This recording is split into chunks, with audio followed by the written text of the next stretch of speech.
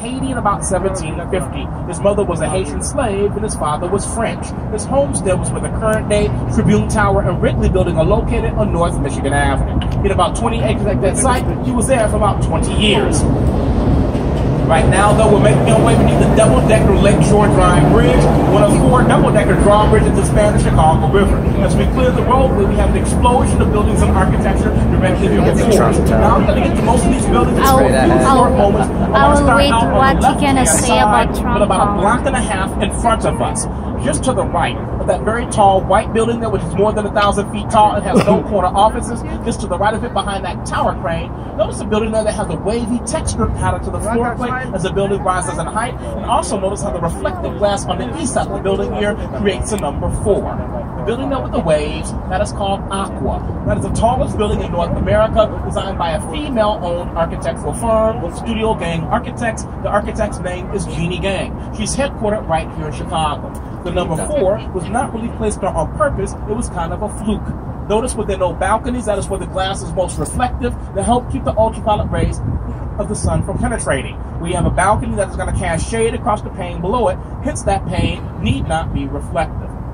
Bottom 20 floors of the Radisson Blu Hotel, the next 30 floors are rental apartments, and the last 30 floors are condominiums. The building itself is called Swiss Hotel, from 1988, designed by architect Harry Weiss. You may hear that name again later on, Harry Weiss. He really had a thing for triangles.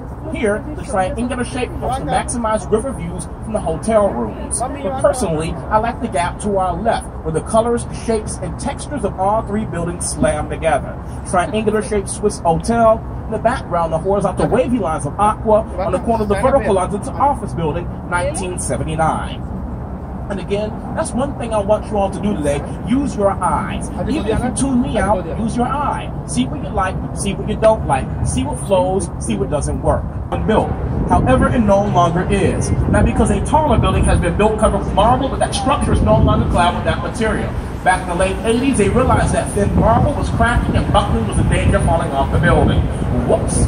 Didn't hold up too well to the freeze-thaw cycle that we have every year and have had every year in this area since the completion of planet Earth. That was totally revenue from 1965. But much more important than this building is going to be the one directly behind it to our right in the background with an American flag on top. Coming into view momentarily, we're going to have a nice looking at the Neo-Gothic Tribune Tower from 1925. Now, back in 1922, the paper sponsored an international architectural competition. Grand prize $100 grand to any architect that could design the world's most beautiful office building. There were over 250 entries, and that design won. Submitted by 2 New York architects, John Meads Howe and Raymond Hood. Raymond Hood went on to help design Rockefeller Center in New York. You walk around the base of Tribune, you'll see there's stones embedded within the base from very famous places and spaces from around the world, including the Great Wall of China, Taj Mahal, Pyramids of Egypt, Cathedral Notre Dame, the Berlin Wall. If you ever get a chance, walk into the lobby of that building.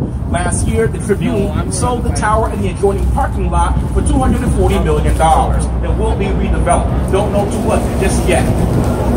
But here to our right, as we clear Michigan Avenue, we're going to have the elegant, white glazed, terracotta-clad Wrigley Building. The section here along the river is 1921.